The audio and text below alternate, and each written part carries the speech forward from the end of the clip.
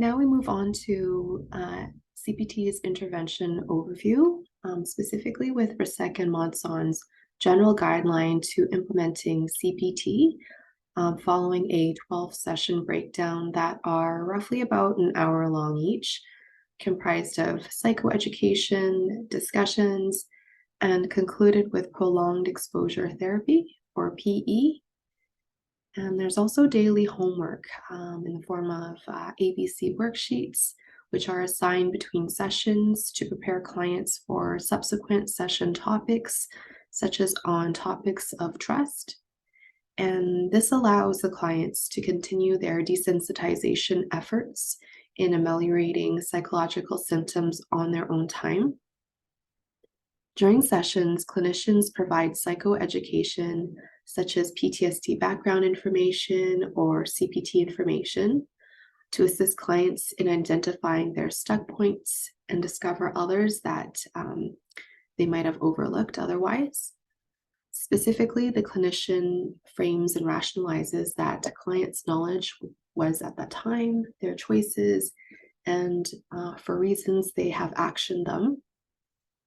Upon scrutinizing the client's stuck points this way, clients can then distinguish their intentions, responsibility, and unforeseen state of events during trauma to counter erroneous feelings of shame or guilt. The clinician can also ask the client to keep an ongoing record of a stuck point log to document through the course of therapy to ensure maladaptive cognitions are not forgotten and overshadowed by supportive interventions.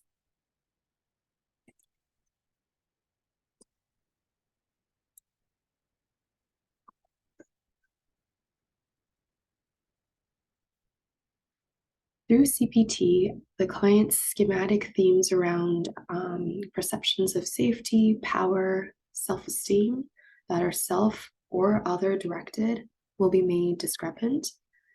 So for instance, the trauma-related schema that a rape victim once developed with thinking that they are not safe with anyone will be made more discrepant in current realities of supportive therapeutic relationship. Thereby, this new discrepant information can be assimilated into their existing schema with thinking that they were not safe with anyone before, but are safe now. This Piaget perspective of learning foregrounds CPT's strategies to assist clients to learn more adaptive beliefs about past trauma and can help them self-regulate PTSD-related emotions better. When clients learn a new insight about the facts of the events and that there was nothing that they could have proactively prevented, guilt is then contradicted. This newer cognitive understanding will help clients distinguish between past maladaptive perceptions and more recent accurate appraisals to neutralize the former. Now moving on to the critique of CPT, specifically talking about some of the benefits and limitations. Speaking on benefits, there are quite a few. One of them is its methodological structure that can be empirically studied to evaluate for evidence-based efficacy.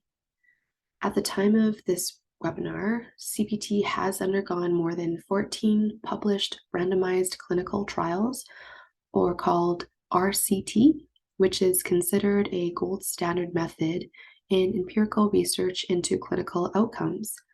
However, the critique for RCT-based research is whether the findings are generalizable to real-world challenges, as the results might not pick up on things like screening errors or dropout rates.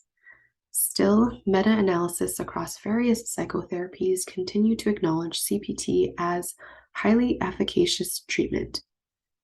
Further, CPT has been acknowledged by the American Psychological Association as a strongly recommended psychotherapy for treating PTSD. Despite advantages of CPT being completed in relatively short duration, intensive, and inexpensive. This may inadvertently place time pressures for clinicians to meet treatment goals by and run the risk of insufficiently monitoring for signs of overshooting the therapeutic window, putting clients at risk for re-traumatization.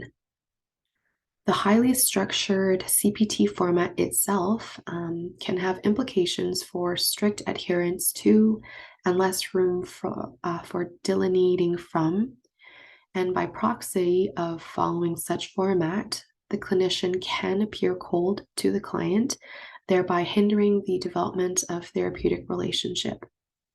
However, the question of effectiveness stems also from a give and take in that if the benefits of shorter paced CPT overrides that of developing a strong therapeutic relationship from longer term interpersonal therapy, the former still has its advantages. Additionally, CPT can be flexibly delivered in group, hybrid, or individual format, depending on the unique needs of the trauma survivor.